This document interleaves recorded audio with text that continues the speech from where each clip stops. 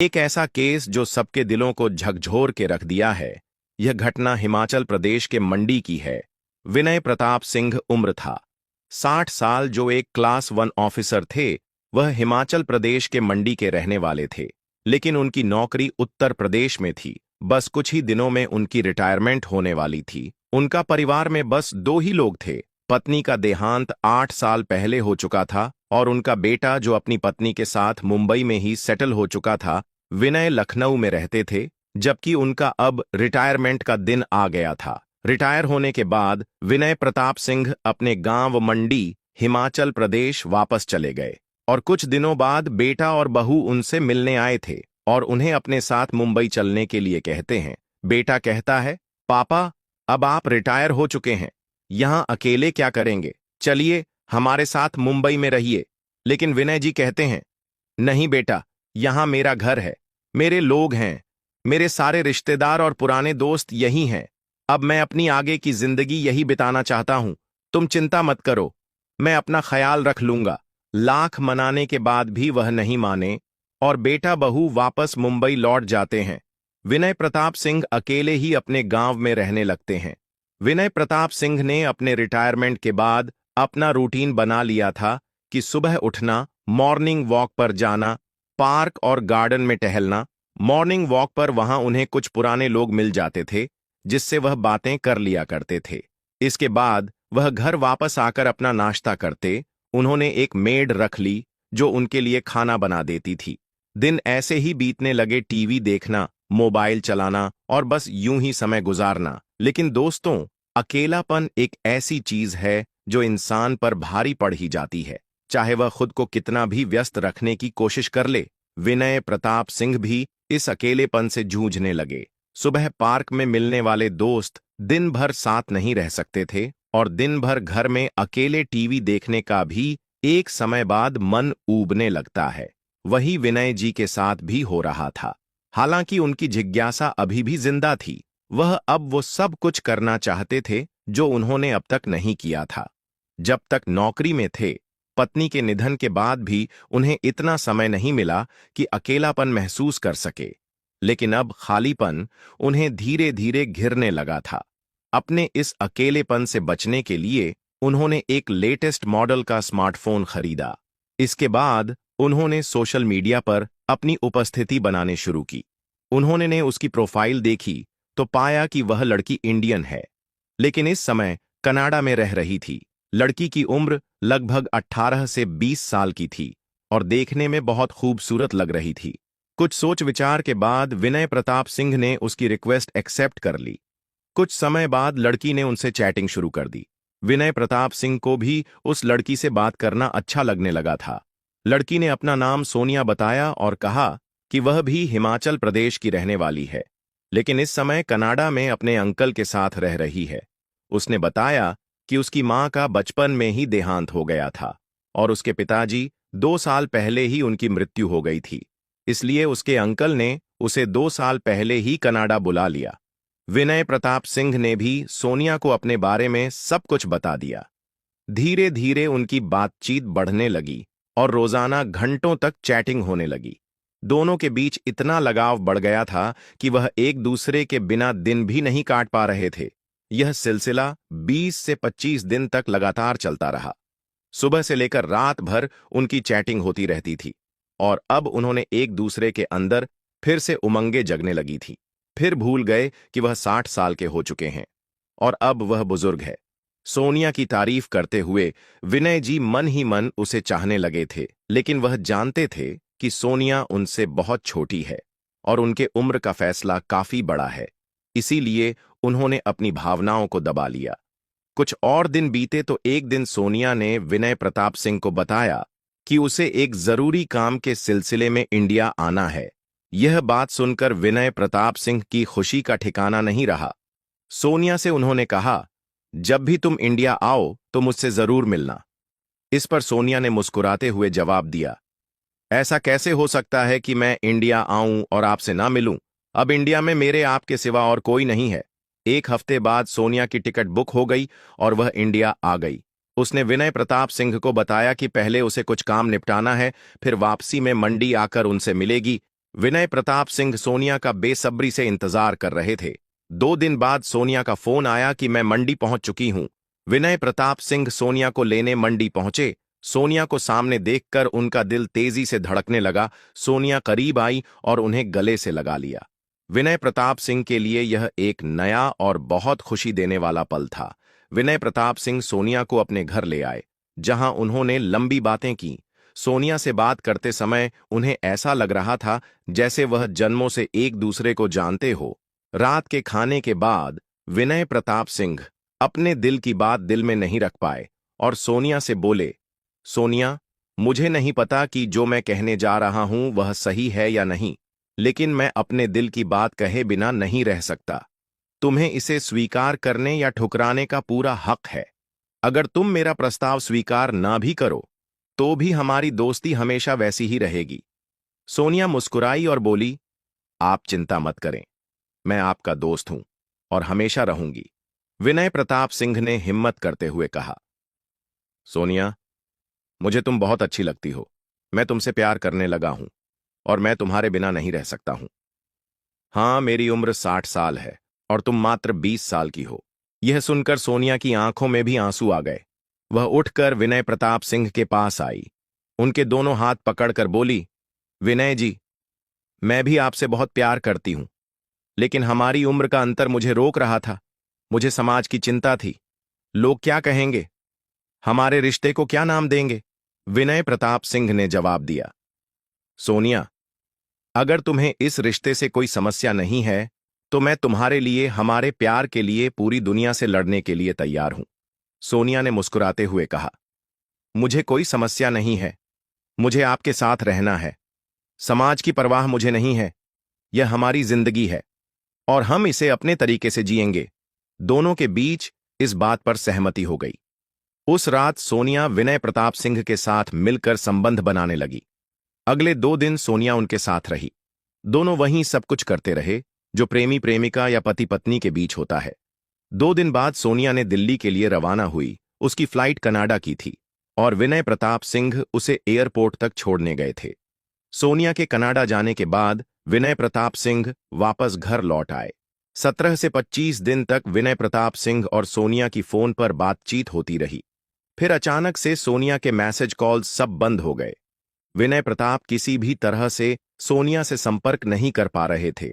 10 से 12 दिन बीत गए और विनय प्रताप सिंह बहुत परेशान और घबरा गए।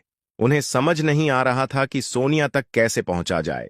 फिर 13वें दिन सोनिया का मैसेज आया, जिसे देखकर विनय प्रताप सिंह खुशी से उछल पड़े। उन्होंने सोनिया से तुरंत ढेर सारे सवाल पूछा और बोला, कहाँ थी? क्या हुआ? क्यों बात नहीं हो रही थी? तुम ठीक हो ना? सोनिया ने जवाब दिया, विनय जी, मेरे अंकल को हार्ट अटैक आ गया था और वह अस्पताल में भर्ती थे। उनका इलाज चल रहा था और इसी वजह से मैं आपसे संपर्क नहीं कर पाई। लेकिन अब मेरे अंकल नहीं रहे, उनका निधन हो गया। विनय प्रताप सिंह ने दुख जताया और सोनिया को तसल्ली दी। सोनिया ने रोते हुए कहा, यहां मेरे अंकल के सिवा कोई नहीं था और अब मैं यहां अकेली रह गई हूं। अंकल की प्रॉपर्टी काफी बड़ी है और मुझे उस पर दावा करना होगा। अगर मैंने ऐसा नहीं किया तो वह प्रॉपर्टी सरकार के अंदर चली जाएगी। विनय प्रताप सिंह ने कहा, तो इसमें दिक्कत क्या है? तुम दावा पेश कर दो, सोनिया ने जवाब दिया। इसके लिए मुझे फिर से इंडिया आना होगा और कुछ दस्तावेज लाकर यहां सबमिट करने होंगे, तभी मैं इस प्रॉपर्टी पर दावा कर पाऊंगी। विनय प्रताप ने सहमति जताई। तुम आ जाओ, मैं तुम्हारे साथ रहूंगा और हर तरह से मदद करूंगा। अगले हफ्ते सोनिया के आने का दिन तय हो गया। विनय प्रताप सिंह दिल्ली एयरपोर्ट पर उसे लेने पहुंच गए। फ्लाइट आने के बाद आधे घंटे फिर 1 घंटा बीत गया, लेकिन सोनिया बाहर नहीं आई। परेशान होकर विनय प्रताप सिंह एयरपोर्ट से बाहर निकले और पास के एक होटल में ठहर गए। कुछ समय बाद उनके फोन पर एक अननोन नंबर से कॉल आया। विनय प्रताप ने कॉल रिसीव किया और दूसरी ओर से सोनिया की आवाज आई। सोनिया ने कहा, विनय जी, मैं एयरपोर्ट पर तो आ गई थी, लेकिन कस्टम वालों ने मुझे रोक लिया।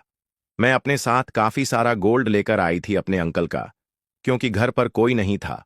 मुझे डर था कि चोरी हो सकती है, इसीलिए सारा गोल्ड साथ ले आई। लेकिन मुझे यह जानकारी नहीं थी कि हम कितनी मात्रा में गोल्ड ला सकते हैं। अब कस्टम वालों ने मुझे रोक लिया है। विनय प्रताप सिंह ने उसे दिलासा देते हुए कहा, तुम घबराओ मत, मैं सब संभाल लूंगा। किसी अधिकारी से मेरी बात करवाओ। सोनिया ने कस्टम अधिकारी से उनकी बात कराई।